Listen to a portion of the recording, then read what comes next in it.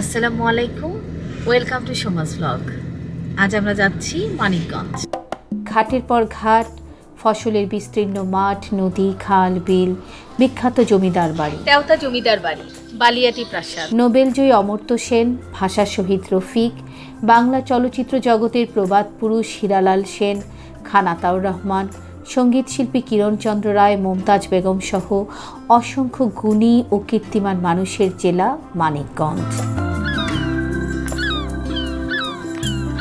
গাছগাছালি আর পাখপাখালির অপরূপ সৌন্দর্যে ভরপুর মানিকগঞ্জ জেলা ঘুরে বেড়াবার জন্যে একদিনের ট্যুর প্ল্যান করে আমরা সকাল সকাল বের হলাম বাড়ি থেকে। আগারগাঁও তালতলা থেকে গাবতলী হয়ে আমাদের গাড়ি চলল সাভারের হেমায়েতপুরের দিকে। হেমায়েতপুর থেকে সিংগাইর হয়ে মানিকগঞ্জ বাসস্ট্যান্ড পর্যন্ত 33 কিলোমিটার। বেশ ভালো একটা বাইপাস রোড হয়েছে। আমাদের প্ল্যান হলো সেই বাইপাস রোড দিয়ে গিয়ে প্রথমে মানিকগঞ্জের শেষ প্রান্ত পাটুরিয়া আর আরিচা ঘাট যাব, তারপর তেওতা জমিদার বাড়ি, বালিয়াটি জমিদার বাড়ি আর যতটা পারবো সবগুলো উপজেলা ঘুরে আরিচা গাবতলী মহাসড়ক দিয়ে ঢাকা ফিরব।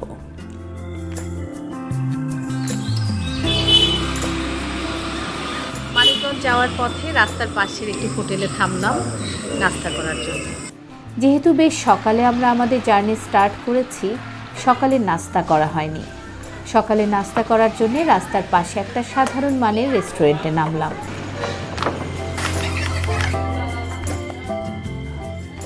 গরম গরম পরোটা, সবজি ডাল আর ডিমের অমলেট এই দিয়ে সেরে নিলাম আমাদের নাস্তা। যেতে যেতে ঠিক করলাম প্রথমে যাব পাটুরিয়া ঘাট, পরে আরিচা ঘাট আসব, এরপর যাব তেওতা জমিদার বাড়ি, কারণ আরিচা ঘাট থেকে তেওতা জমিদার বাড়িতে মাত্র 10 মিনিটের পথ।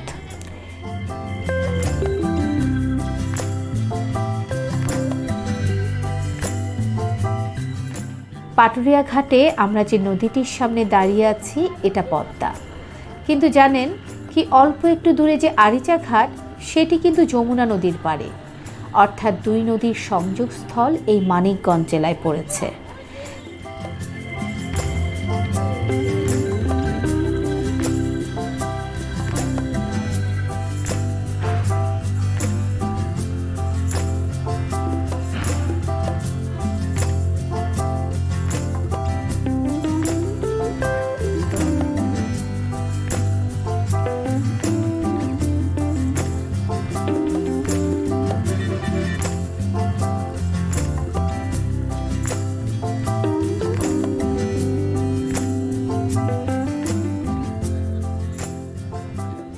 পাটুরিয়া ঘাটে কিছুক্ষণ সময় কাটিয়ে আমরা চললাম সেই ঐতিহ্যবাহী আরিচা ঘাটের দিকে।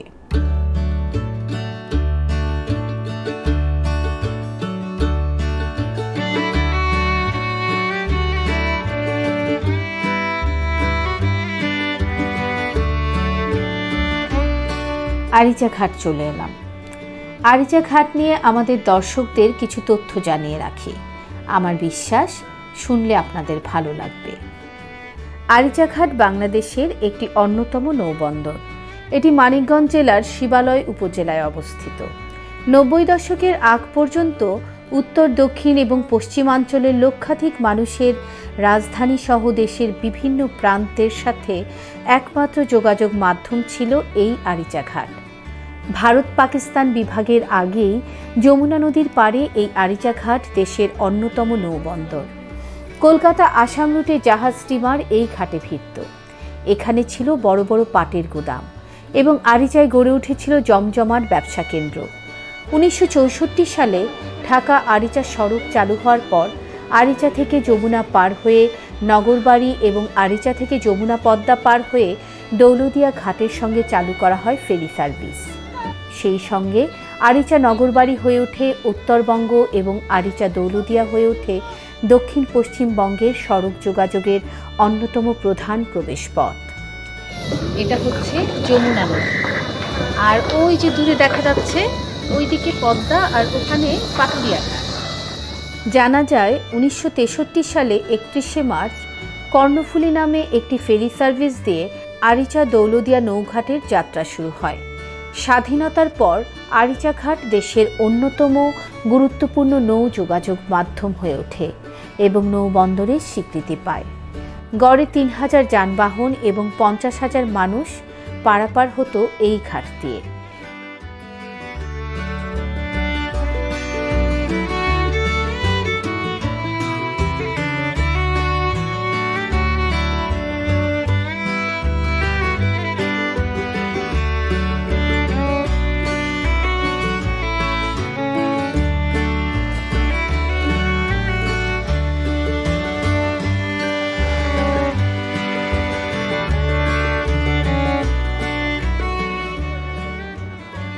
ইলিশের জন্য প্রসিদ্ধ আরিচা ঘাট। এটা ইলিশ মাছ শিকারের অন্যতম প্রাইম স্পট।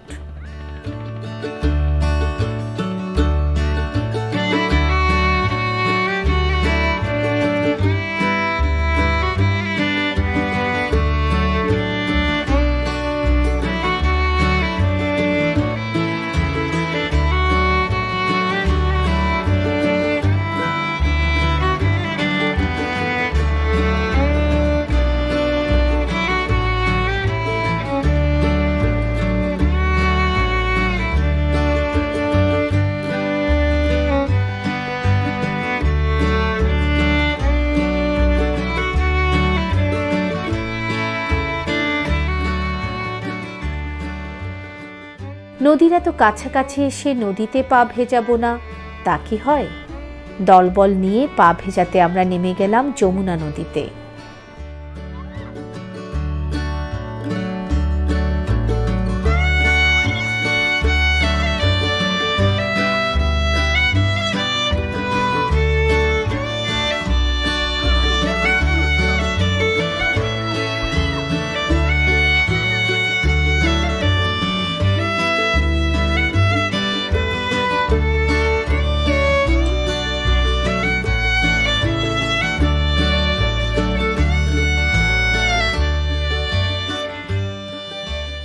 পানি নদীর সাথে এই সংস্পর্শ আমাদের হৃদয় জুড়িয়ে দিল। এতক্ষণে যে জার্নি, রোদ, গরমের যে ক্লান্তি, তা নিমিষেই দূর করে দিল। এখন প্রায় 12টা বাজে। এখান থেকে আমরা যাব তেওতা জমিদার বাড়ি। সেখানে ঘন্টা 2 থেকে তারপর মানিকগঞ্জ শহরে গিয়ে আমরা দুপুরের খাবার সেরে নেব।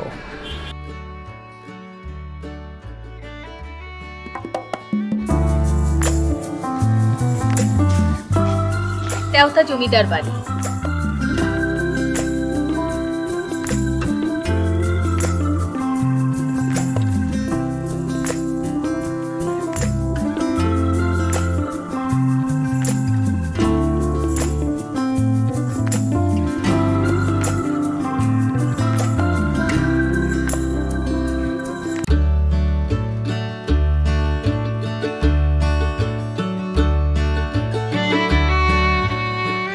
তেওতা জমিদার বাড়ি মানিকগঞ্জ জেলার শিবালয় উপজেলায় অবস্থিত বাংলাদেশের প্রাচীন একটি জমিদার বাড়ি ও প্রত্নতাত্ত্বিক স্থাপনা।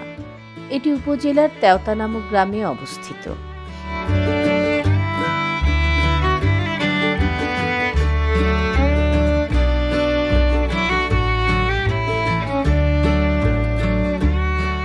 ইতিহাসবিদদের মতে 1700 শতকে এই জমিদার বাড়িটি নির্মাণ করা হয়েছিল। এটি নির্মাণ করেছিলেন পঞ্চানন সেন নামক একজন জমিদার।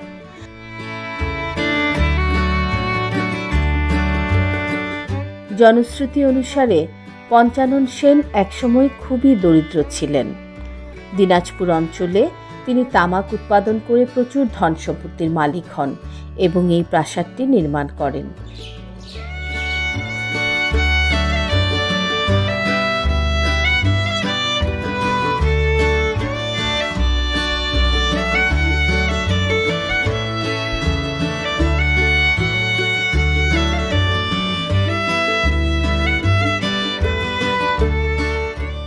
পরবর্তীতে এখানে জমিদারি প্রতিষ্ঠা করেন জয়শঙ্কর ও হেমশঙ্কর নামে দুজন ব্যক্তি এবং এই প্রাসাদেই ওনারা থাকতে শুরু করেন। ভারত বিভক্তির পর তারা দুজনেই ভারত চলে গেলে বাড়িটি পরিত্যক্ত হয়ে যায়।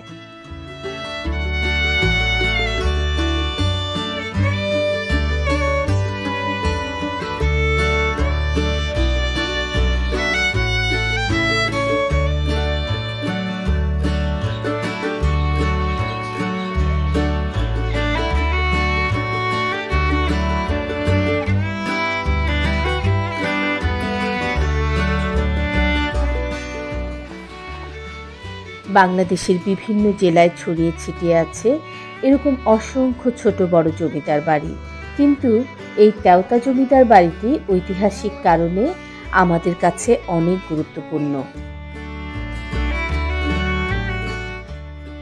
কারণ এই তেওতা জমিদার বাড়ি ঘিরে রয়েছে আমাদের জাতীয় কবি কাজী নজরুল ইসলামের মহামূল্যবান স্মৃতিচিহ্ন।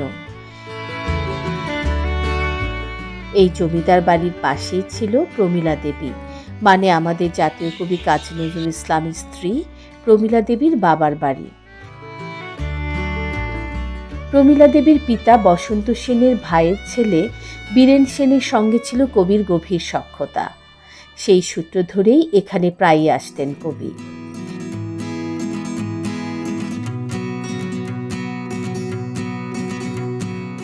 এই প্রাসাদেই কবি কাজী নজরুল ইসলাম প্রথম প্রমীলা দেবীকে দেখেন এবং প্রেমে পড়ে যান। লিখে ফেলেন সেই অসাধারণ গানটি, তুমি সুন্দর তাই চেয়ে থাকি প্রিয়, সে কি মোর অপরাধ।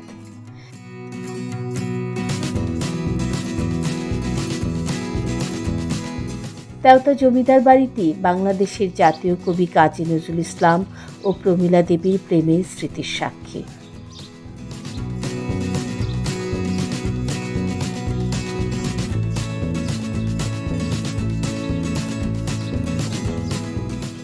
তেওতা জমিদার বাড়িটি মোট 7.38 একর জমি নিয়ে স্থাপিত হয়েছে।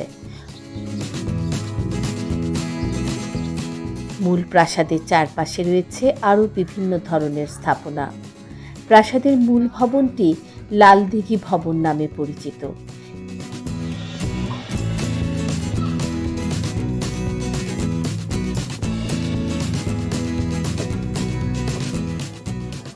এখানে একটি নট মন্দিরও আছে।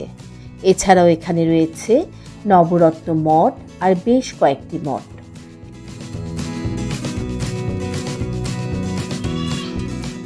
সবগুলো ভবন মিলিয়ে এখানে মোট কক্ষ রয়েছে 55টি।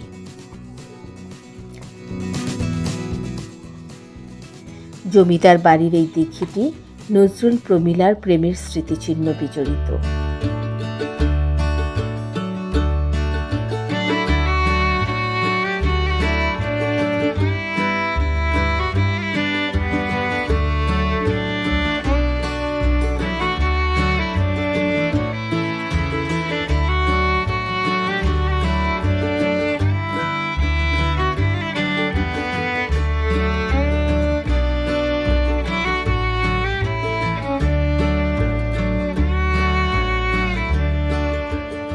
তেওতা জমিদার বাড়িতে আসার রাস্তাটিও বেশ মনোমুগ্ধকর। নদীর পাড় ঘেঁষে রাস্তা। ঢাকা থেকে মানিকগঞ্জ আরিচা ঘাট এসে যে কোনো অটো কিংবা রিকশায় চলে আসা যায় তেওতা জমিদার বাড়ি।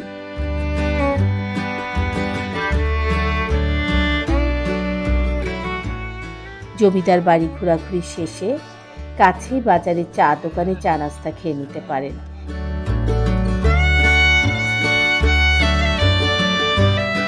এরপর একটু এগুলেই আবার নদীর পাড়। নদী থেকে বয়ে আসা নির্মল বাতাসে কিছুক্ষণ প্রাণ জুড়িয়ে নিলে সময়টা কাটবে বেশ। আমরা এখন তেওতা জমিদার বাড়ি থেকে যাব বালিয়াটি জমিদার বাড়ি। মানিকগঞ্জ ঘিরে একদিনের ট্যুর প্ল্যান করলে দিনটা আনন্দ ভ্রমণেই কেটে যাবে। সেই সাথে দেখা হয়ে যাবে বাংলাদেশের একটি ঐতিহ্যবাহী জেলাও।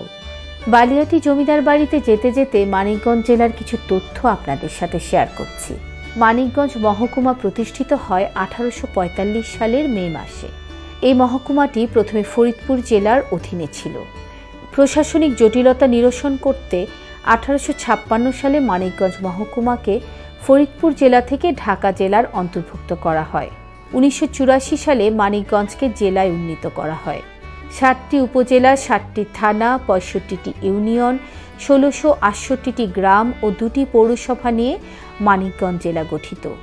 মানিকগঞ্জ ঘিরে আছে প্রধান 5টি নদী: পদ্মা, যমুনা, ধলেশ্বরী, ইছামতি ও কালীগঙ্গা। মানিকগঞ্জের দর্শনীয় স্থানগুলো হচ্ছে সাটুরিয়া উপজেলার বালিয়াটি প্রাসাদ ও বালিয়াটি ঈশ্বরচন্দ্র উচ্চ বিদ্যালয়, শিবালয়ে তেওতা জমিদার বাড়ি ও নবরত্ন মঠ, এবং সদর উপজেলায় কবিরাজ বাড়ি, সিংগাইরে রফিকনগরে শহীদ রফিক জাদুঘর, হরিরামপুর ঝিটকায় পোদ্দার বাড়ি ও যাত্রাপুরে স্বপ্নপুরী। কথা বলতে বলতে আমরা চলে এসেছি বালিয়াটি জমিদার বাড়িতে।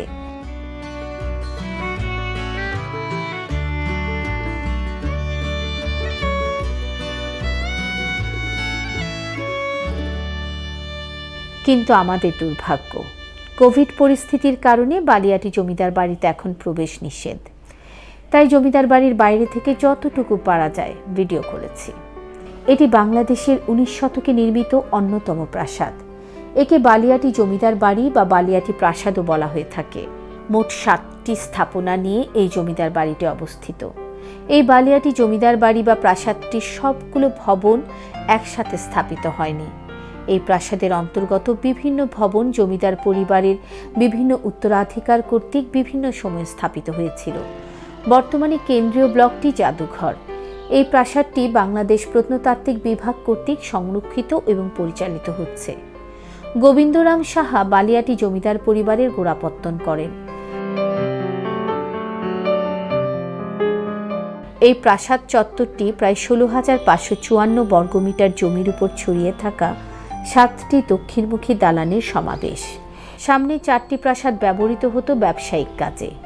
এই প্রাসাদের পেছনে প্রাসাদকে বলা হয় অন্দরমহল, যেখানে বসবাস করতেন তারা।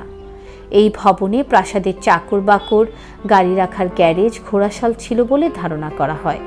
এই বিশাল প্রাসাদটির চারপাশ সুউচ্চ দেয়াল দ্বারা পরিবেষ্টিত। এই প্রাসাদের 3টি প্রবেশপথ, যার প্রত্যেকটিতে অর্ধবৃত্তাকার খিলান আকৃতির সিংহ খোদাই করা তোরণ বিদ্যমান।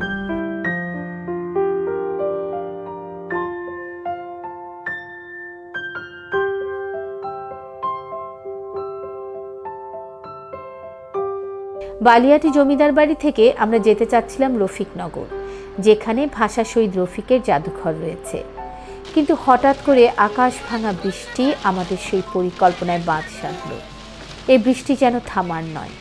এদিকে শেষ বিকেল, আর কিছুক্ষণ পরেই সন্ধ্যা হয়ে যাবে। তাই আমরা সিদ্ধান্ত নিলাম এবার ঢাকায় ফিরে যাব। আপনারা যারা ঘুরতে পছন্দ করেন তারা আমাদের মতো মানিকগঞ্জ জেলা ঘিরে একদিনের ট্যুর প্ল্যান করতে পারেন খুব সহজেই। অল্প খরচে একদিনে আপনাদের দেখা হয়ে যাবে এই ঐতিহ্যবাহী জেলাটি। এতক্ষণ ধৈর্য ধরে যারা আমার ভিডিওটি দেখলেন তাদেরকে অসংখ্য ধন্যবাদ। আর যারা আমার চ্যানেলটি এখনও সাবস্ক্রাইব করেননি তাদের প্রতি অনুরোধ রইল, প্লিজ চ্যানেলটি সাবস্ক্রাইব করুন, ভিডিওতে লাইক দিন, শেয়ার করুন এবং কমেন্টসে আপনার মূল্যবান মতামত জানান। সবাই ভালো থাকবেন, সুস্থ থাকবেন। আল্লাহ হাফেজ।